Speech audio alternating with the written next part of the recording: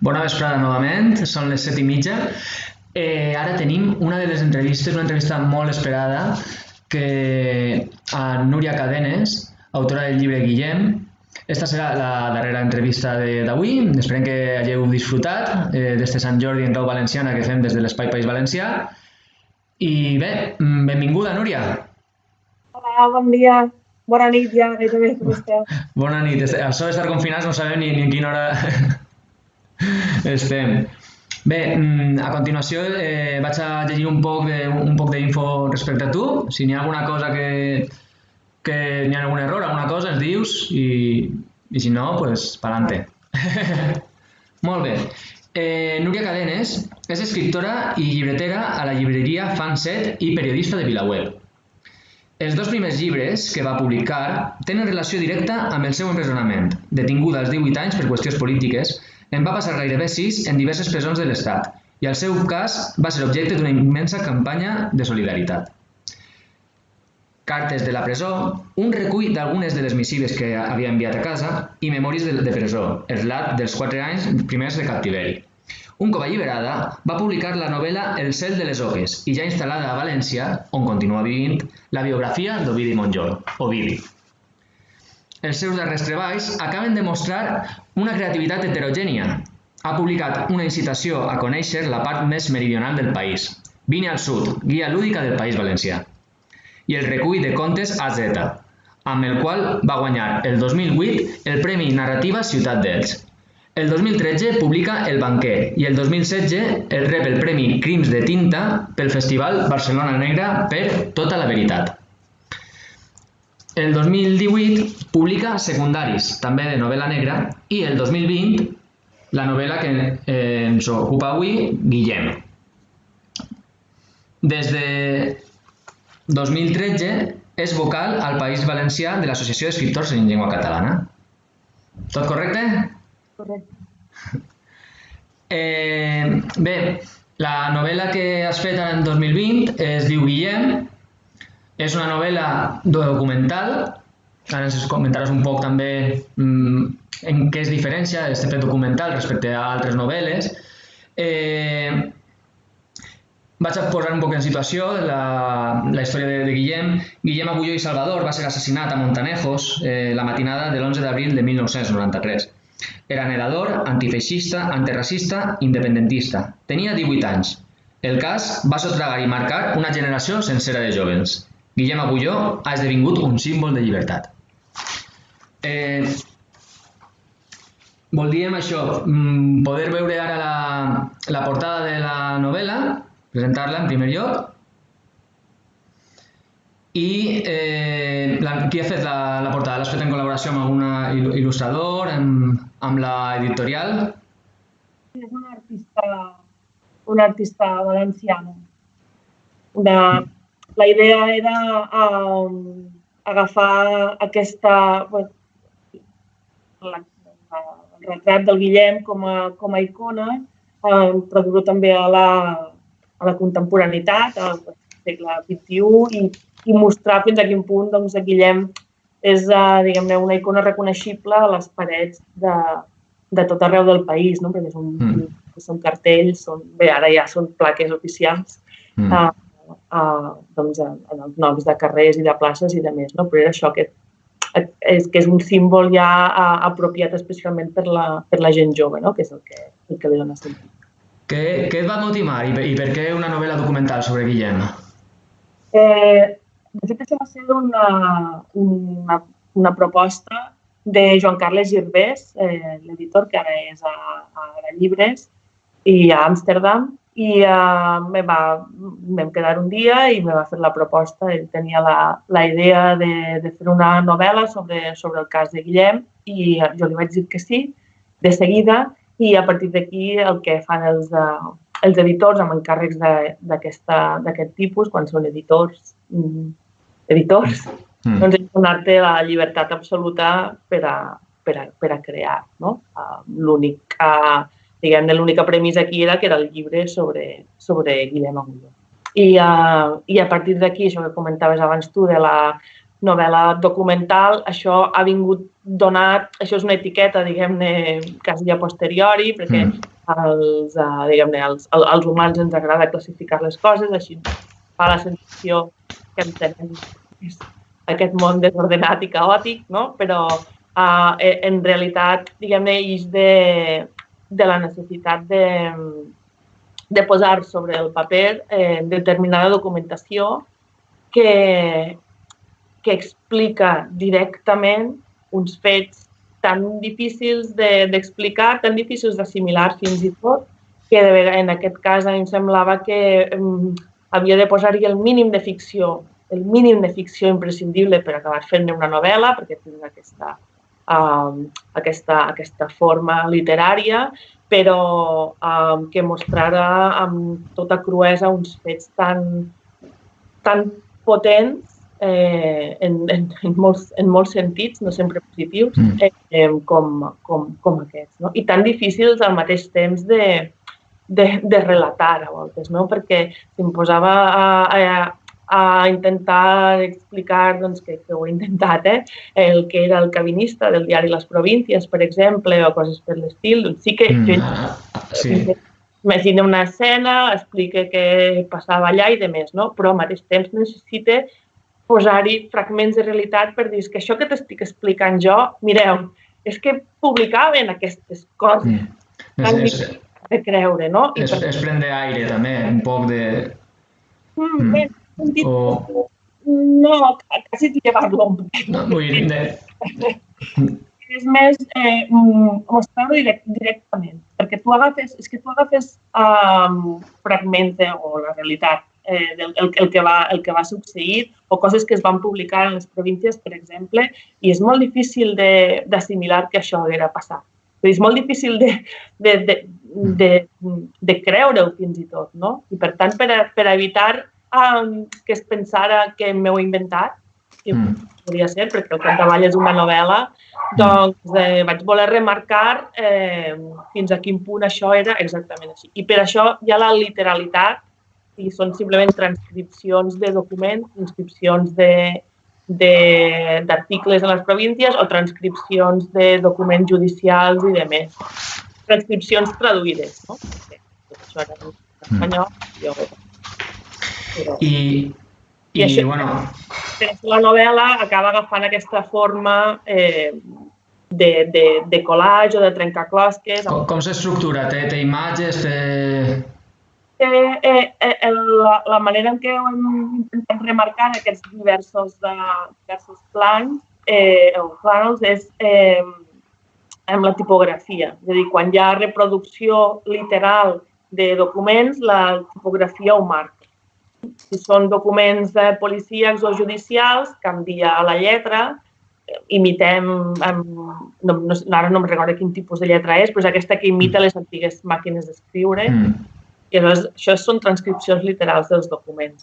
Quan són fragments de premsa, doncs està marcat amb gris, amb un fons gris, els fragments també literals, perquè s'entenga que això és la literalitat. Per al·lucinant que sembla, és la literalitat. Sí, perquè vull dir, és a vegades també en un món de tantes bulos i tantes mentires que pareix que sigui alguna nou, quan sempre hi ha hagut manipulació, sempre hi ha hagut interessos, suposo que també, ara diguem que és tot 2.0, però això està sempre, no? Sí, bueno, clar, el fer córrer rumors o intentar manipular la informació, això, si és història de Roma, n'eren uns experts, no? Vull dir que no hi ha res sota el sol.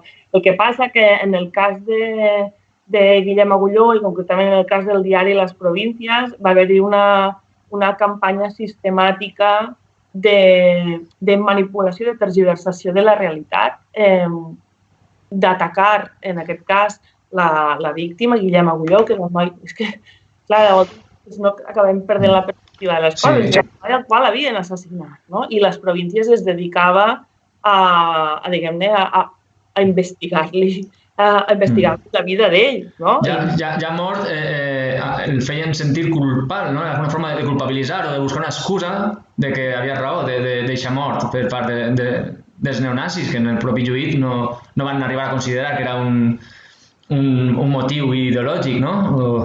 Clar, és que des de vell començament, i després amb una insistència realment digna de molt millor causa, es varen entestar a negar el caràcter polític de l'assassinat. Per a ells no era un crim d'odi, com ara ja està. Això és una classificació que tenim ben establerta en aquell moment. Ho negaven sistemàticament, varen negar a investigar les connexions dels assassins amb les trames feixistes i nazis que operaven amb impunitat, especialment al País Valencià. Varen intentar llevar-li aquesta càrrega que tenia l'assassinat. Hi ha un problema greu perquè aquests personatges actuen motivats per l'odi ideològic, i això és molt greu. Doncs això no ho volien acceptar de cap manera, volien sempre presentar-ho com una pelea entre bandes, una pelea entre jóvenes. Van arribar a buscar mil excuses per dir que ells no eren d'extrema dreta o que eren fins i tot d'esquerra o coses així, no?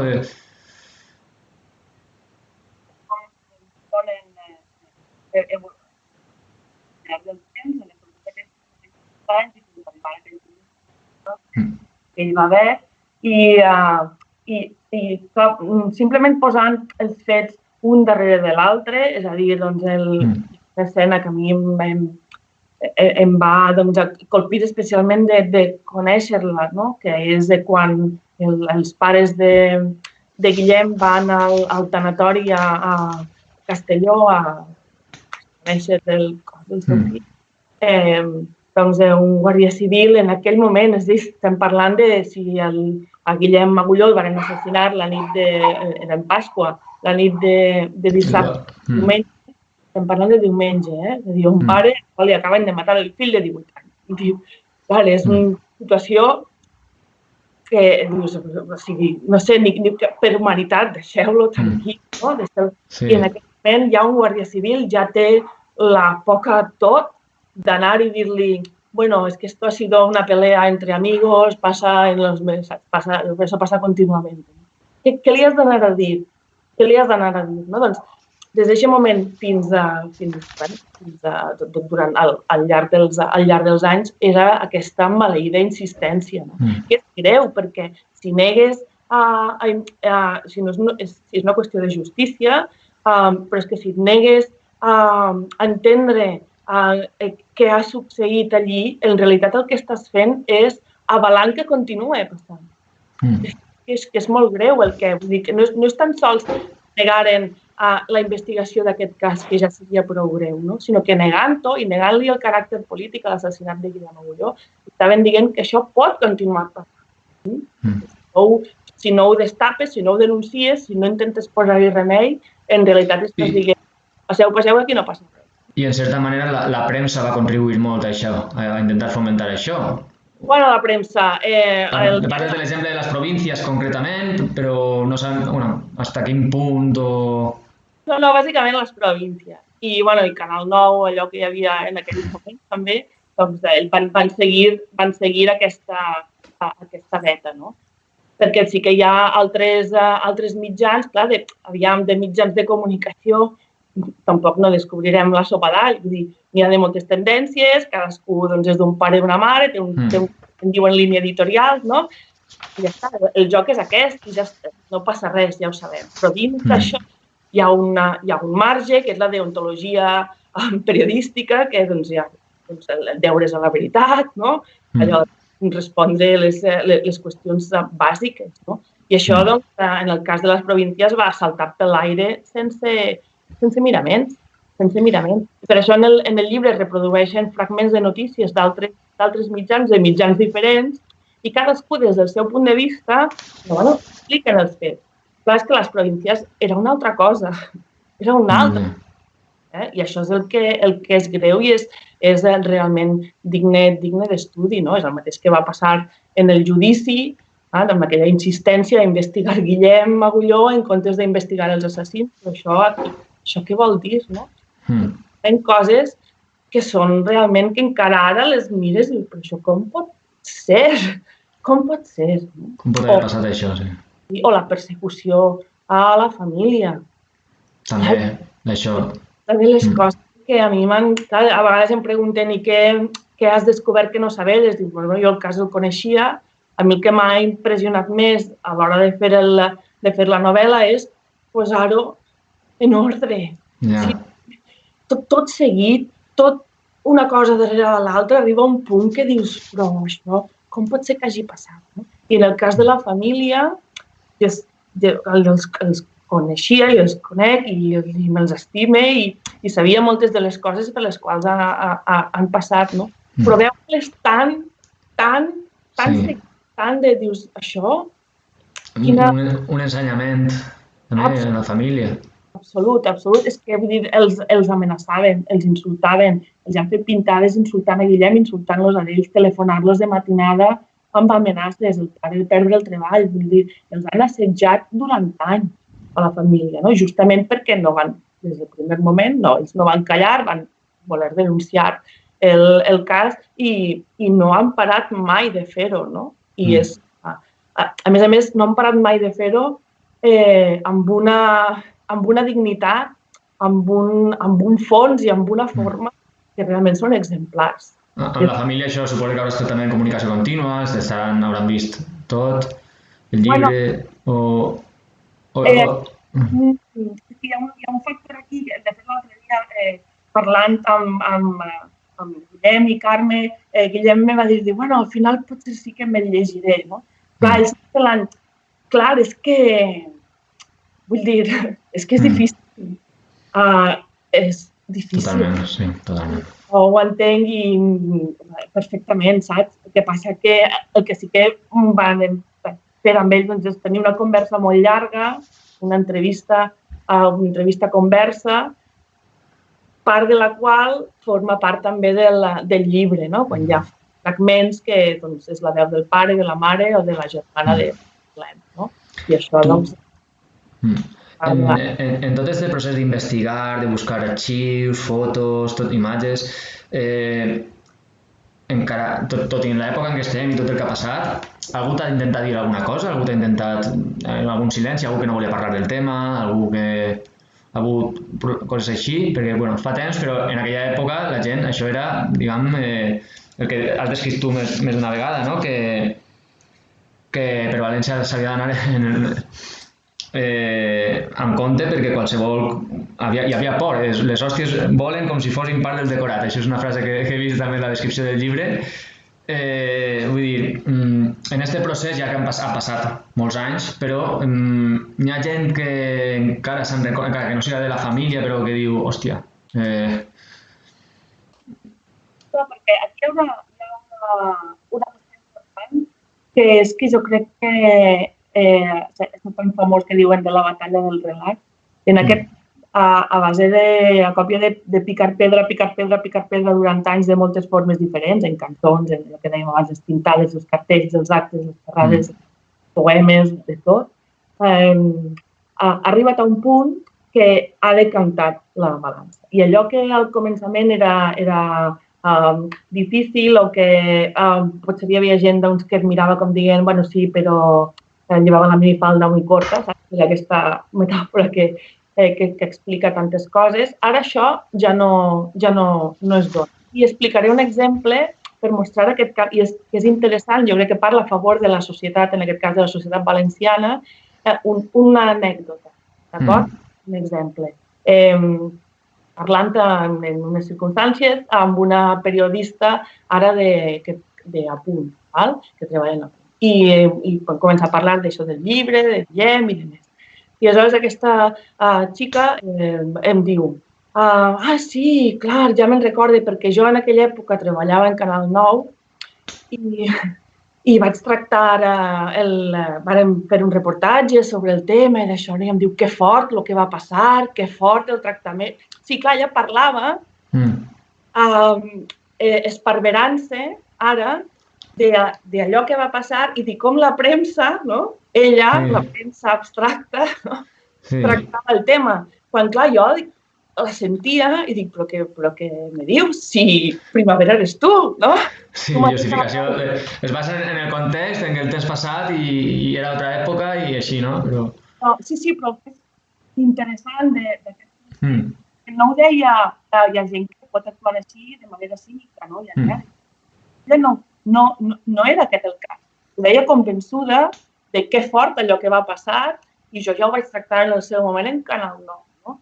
Vull dir que s'ha resituat, fins i tot inconscientment, en la història tal com ara majoritàriament ja es veu. Mateix que en el seu moment trobava normal, ara troba normal explicar la història i aquest, hostis, que és fort el que va passar en Guillem.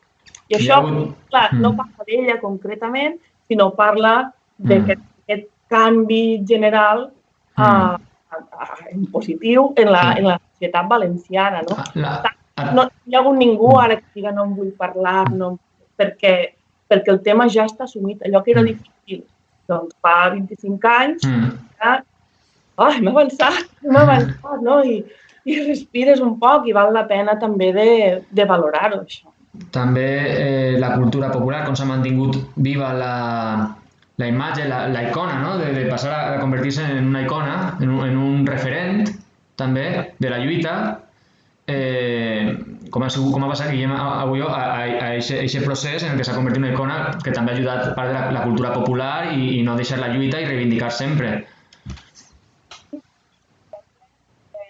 cas de la cançó d'Obrim Pas, el de música que ho va sotragar tot, són fills d'aquesta època. Ells van assassinar el Guillem, doncs tindrien, no sé, 14, 15 anys.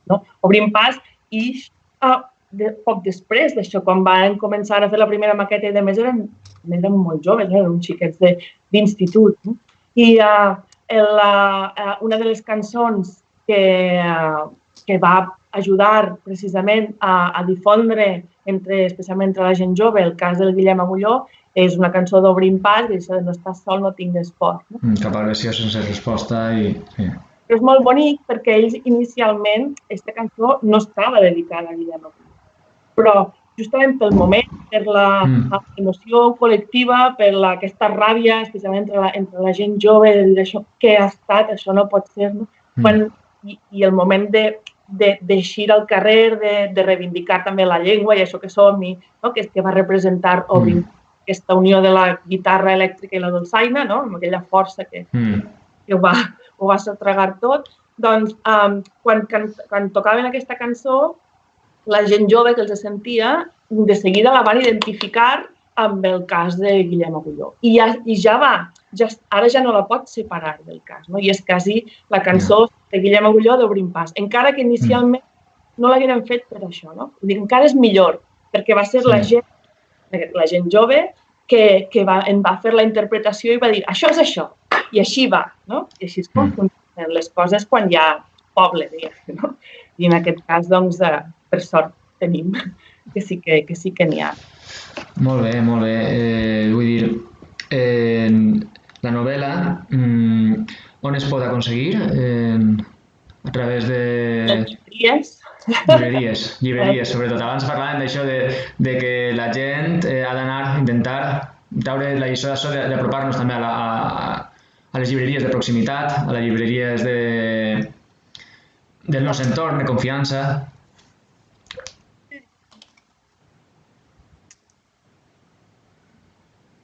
De barri, de poble, de ciutat.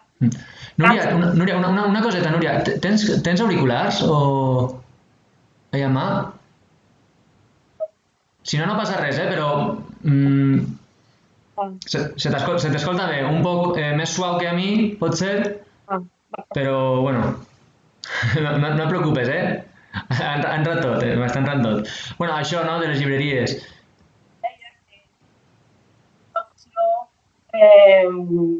De cadascú, també hem de pensar, hi ha actes quotidians que de fet defineixen la societat que volem. És a dir, és igual que la samarreta guai que portes l'hagi cosida un xiquet de 8 anys en un soterrani no sé quina part del món, és igual, doncs això és la teva responsabilitat, no? I com que els que no ens és igual, doncs no volem aquest tipus de samarretes, no? Evidentment. Doncs en el cas d'aquestes grans plataformes, que en realitat són d'explotació humana, d'explotació laboral, en tots els sentits, d'acaparar i de mediatitzar el consum, fins i tot, perquè al capdavall, si tot passa per una sola gran plataforma, les úniques opcions que t'oferiran seran les que ells voldran. Si això que tu no pots anar a un lloc i remenar en la diversitat. Doncs això també forma part de la responsabilitat de cadascú, en quin món volem viure. Si volem viure tancats en casa i que un treballador explotat en bicicleta ens porta el que la plataforma ens ofereix i res més, si aquesta és la vida que volem, solitària i sinistra, doncs això, podem continuar comprant en aquestes plataformes acaparadores multinacionals i explotadores. Si vols que hi hagi vida de barri, amb gent que se saluda, que recomana, o que et recomana que sí, que et recomana que no, que vas a un lloc i et trobes amb gent diferent que et diu, ai, doncs aquest sí, aquest no, mira aquest llibre, mira aquest altre, aquesta descoberta, o parlar de la vida, o anar-te'n sense comprar, no passa res, doncs per això estan les llibreries.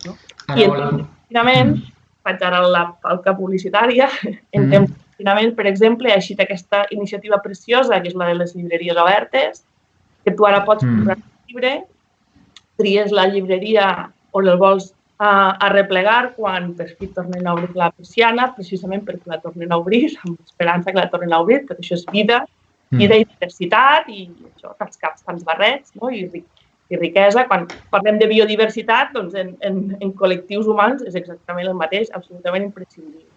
Doncs aquí en la plataforma aquesta Llibreries Obertes és una possibilitat. Com se pot accedir a la plataforma? Hi ha una web? Llibreriesobertes.cat. I després hi ha altres plataformes, com la Libelista, per exemple, que aquesta també pot associar la teva compra amb una llibreria, que són de llibreries independents. Tu esculls la llibreria beneficiada de la teva compra i part del que et compres va a aquesta llibreria. I ara, en temps de confinament, doncs, en la mesura de les possibilitats, amb les garanties que poden, envien els llibres a casa. Els Libelista, per exemple, també és una altra opció. Hi ha moltes d'opcions humanes i generoses que no ens ha de fer caure en la bestialitat aquesta de consum a gran escala, en el que no sabem qui és l'últim que es beneficia, l'últim que es beneficia concretament és l'autor i... Els autors ja... Sí. I bé, això, ja que estem enllaçant, volem parlar de Fanset. Ja hem posat aquí la imatge de la llibreria. Qui sou? Esteu a València, no? De llibreria en són dues, jo i Núria i Eva, que és l'altra llibretera, que tirem endavant la llibreria. La Fanset és la hereva de la històrica 3 i 4. Continuem, som una baula en la cadena de la cultura, en la ciutat de València, i per això es diu Fanset, 3 i 4, Fanset. I ara està tancada i confinada i esperant-nos i nosaltres desesperant per no poder-hi ser, però vaja, en realitat concebem la llibreria com la majoria de llibreries ara en el país, jo crec que a bona part del món, que és un espai de cultura i en realitat a voltes ens diuen és que feu moltes presentacions, com és que no pareu? Dic, nosaltres simplement oferim l'espai per a que vinguin els escriptors. I resulta que en aquest país hi ha molta producció literària, molta de molt bona, i fem festes. Espais de llibertat, creatives... Sí, a més allí passen coses, perquè és aquesta sensació que tu apareixes l'espai i si venen els poetes i diuen els seus versos, o si és un llibre de muixerangues, doncs venen els dolçainers i et diuen, no, tocarem poquet, i després estan mitja hora amb els dolçainers, ser una muixeranga, un altre dia ballen la jota, jo que sé, que fan de tot allà, no? I és bonic que sigui així, no? Perquè en realitat tenim un país culturalment absolutament viu, creatiu, divers. Abans parlàvem de diversitat i és fantàstic de constatar. Sou 2 persones en la llibreria? Qui sou? Sí, Eva i jo. I ara hi ha també una tercera llibretera per hores, que és Alba. Sí. Val. Més valors també de la llibreria, ja més has també transmès, de la proximitat, de que la terra, diguem... És un respecte però és això, respecte per la cultura i per la gent. I en aquest sentit és bonic aquesta sensació de deixar que hi passin coses i de constatar que tenim un país culturalment tan ric que coses contínuament, no? Contínuament. I és bonic a voltes amb Eva dèiem, per exemple, clar, ara hauria d'haver-hi hagut la Fira del Llibre, ara de seguida, que comença en teoria el 30 d'abril a València, que és un acte cultural esplèndid, que jo crec que no sé si valorem prou, perquè són 10 dies amb unes riuades de gent contínua a disfrutar dels llibres. És un espectacle absolutament meravellós, no? I amb ell comentàvem l'any passat que voldríem posar, per exemple, una cam... No es pot fer per la cosa diguem-ne, del respecte a la intimitat i de més, Sí. Però posar una càmera de vídeo en la paradeta, simplement sense so, simplement perquè es veiera el riu de gent, no? La gent que... Sí, l'afluència. L'altre que ve, l'altre que... I de cop i volta dius, això és València, Wow, no, sí. Motiva, no? Vull dir, és un... I semblem Europa, va dir algú, no? I és que som Europa, doncs ja és hora que ens n'adonem, també, no? Sí.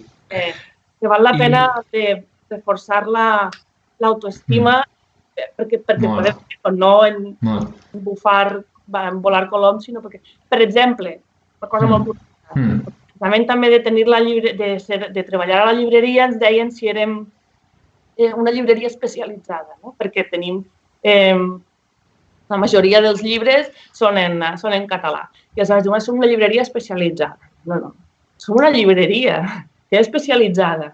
I aquí hi ha de tot, hi ha doncs, assaigs, hi ha... En llibres. En llibres, no? Aquest no acceptar el tancament pel simple fet que la majoria de llibres siguin en valencià, doncs són la majoria en valencià perquè és normal, perquè és la nostra llengua i perquè, a més, hi ha una producció fantàstica, no? Vull dir que no ens hem d'esforçar, sinó que... I cada vegada les traduccions més bones, a més, no?